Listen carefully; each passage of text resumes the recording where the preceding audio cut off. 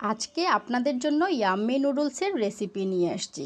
এখানে চুলায় পানি ফুটিয়ে গেছে। এরপর 3 প্যাকেট নুডলস ভাঙা যাবে না, সেদ্ধ দিয়ে দিতে হবে। ঠিক 70% সেদ্ধ করে নিতে হবে। সেদ্ধর পরে যেই পানিটি থাকবে সেই পানিটি ফেলে দিব না, এভাবে একটা স্ট্রেনে পানি ঝরিয়ে নেব। 70%ই সিদ্ধ করতে হবে, বেশি সিদ্ধ করলে খেতে ভালো লাগে না। আরেকটি বাটিতে সয়া সস, 2 চা চামচ টমেটো সস, 2 টেবিল চামচ লাল মরিচ গুঁড়ো, হাফ চা চামচের থেকেও কম চিলি ফ্লেক্স, হাফ চা চামচের থেকেও কম, একটি লেবুর রস, নুডলসের প্যাকেটের যে মশলা আছে সেগুলো, 1 চা চামচ চিনি এবং কর্নফ্লাওয়ার 1 চা চামচ। খুব ভালো করে চামচের সাহায্যে মিক্স করতে হবে। নুডলস সেদ্ধের পরে যে পানিটি ছিল সেই পানিটি থেকে 2 টেবিল চামচ দিয়ে দিচ্ছি।